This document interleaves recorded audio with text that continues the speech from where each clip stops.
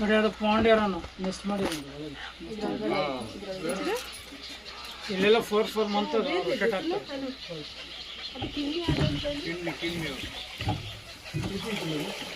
ಇದು ಒಳ್ಳೆ ಟೈಮ್ ಬಂದರೆ ಮಧ್ಯ ಮೇಲೆಲ್ಲ ಬಂದರೆ ಬರ್ಡ್ಸ್ ಕಡಿಮೆ, ಈಗ ಬಂದರೆ ಬರ್ಡ್ ಜಾಸ್ತಿ.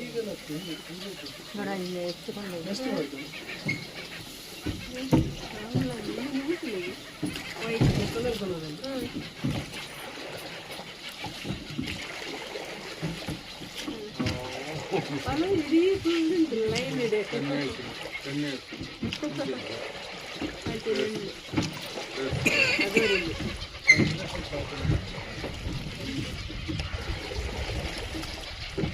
ಇದರಲ್ಲಿ ಗೋಲ್ಡ್ ಕಲರ್ ಇದೆಲ್ಲ capital gold colour, white and white ಅದೆಲ್ಲ ಕಲರ್ ಚೇಂಜ್ ಆಗ್ತಾ ಇರುತ್ತೆ. ವೈಟ್ ಆರೆಂಜ್ ಚೇಂಜ್ ಆಗ್ತಾ ಇರುತ್ತೆ, 3 ಮಂತ್ಸ್ ಚೇಂಜ್ ಆಗುತ್ತೆ. ಪ್ಯೂರ್ ವೈಟ್ ಲಾರ್ಜ್ ಇರುತ್ತೆ, ವೈಟ್ ಆ್ಯಂಡ್ ವೈಟ್ ಫುಲ್ ಪಿಕ್ ಆಗ್ತಾರೆ, ಫೆದರ್ ಬರ್ತದೆ. ದೊಡ್ಡದಾಗುವಾಗ ಕಲರ್ ಚೇಂಜ್ ಆಗುತ್ತೆ ಅಂತ.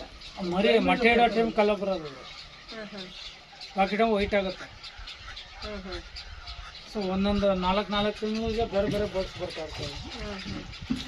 ಬೇರೆ ಬೇರೆ ಬರ್ಡ್ಸ್ ಬರ್ತಾ ಇರ್ತದೆ, ಬೇಬೀಸ್ ಮಾಡ್ಕೊಂಡು ಹೋಗ್ತವೆ, ಎಲ್ಲ ಮೊಟ್ಟೆ ಮರಿ ಮಾಡಿ. ಇದು ಮೊಟ್ಟೆ ಇಡ್ಲಿಕ್ಕೆ ಮಾತ್ರ ಇಲ್ಲಿ ಈಗ ಆಚೆಯಿಂದ ಎಲ್ಲ ಸೈಬೀರಿಯಾ, ರಷ್ಯಾ, ನಾರ್ತ್ ಇಂಡಿಯಾ ಅಂದ್ರೆ 1000 ಕಿಲೋಮೀಟರ್ ಬರ್ತದೆ. ಹೌದು, ಇಲ್ಲಿ ಬಂದು ಎಲ್ಲ ಎಕ್ಸಿಟ್ಟೆ ಬೇಬೀಸ್ ಆದ ನಂತರ ಹೋಗ್ತದೆ. ಯಾವ್ದು ತಂದಿದ್ದು ಇಟ್ಟಿದ್ದಲ್ಲ, ನ್ಯಾಚುರಲ್ ಅದೇ ಬರ್ತದೆ. ಅದೇ ಬರುತ್ತೆ. ನಾವು ಏನಂದ್ರೆ ಮೋಟರ್ ಬೋಟ್, ಸ್ವಿಮ್ಮಿಂಗ್ ಪೂಲಿಂಗ್ ಅದೇ ಮೇನ್ ರೀಸನ್. ಗ್ರೀನರಿ ಇದ್ರೆ ಮಾತ್ರ ಬರೋದು, ಸೌಂಡ್ ಎಫೆಕ್ಟ್ ಕೊಟ್ಟರೆ ಬರೋದು.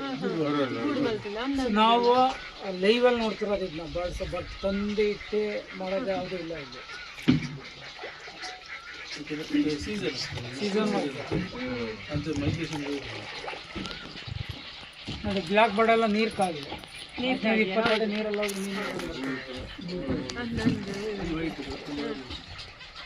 ಮಸ್ತ್ ಗೂಡು ಕಟ್ಟಿದ್ದೀನಲ್ಲ, ಇಷ್ಟಾಗ ನಾವು ಬೇರೆ ಮೋಟ್ರ್ ಬೋಟಲ್ಲಿ ಬಂದರೆ ಇಷ್ಟು ನೀರು ನಾವು ಏನು ಅದೆಲ್ಲ ನೀವು ಬೆಳಿಗ್ಗೆ ಬಂದಿರೋದಕ್ಕೆ ಚಂದ ಉಂಟು, ಜನ ಜಾಸ್ತಿ ಇಷ್ಟಪಟ್ಟಿಲ್ಲ. ನೀವು ಸ್ಯಾಟರ್ಡೆ ಸಂಡೇ ಗೌರ್ಮೆಂಟ್ ಹಾಲಿಡೇ ಎಲ್ಲ ಬಂದು ನಮ್ಮ ಮಧ್ಯದಲ್ಲಿ ಹೋಗ್ತೀವಿ.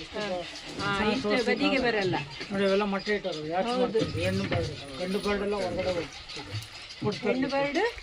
ಗಂಡು ಊಟ ತರ್ಲಿಕ್ಕೆ ಹೋಗ್ತದೆ, ಇವು ಮೊಟ್ಟೆಗೆ ಮರಿ ಆಗ್ಬೇಕಲ್ಲ, ಸಪ್ಲೈ ಮಾಡ್ತದೆ ಊಟ.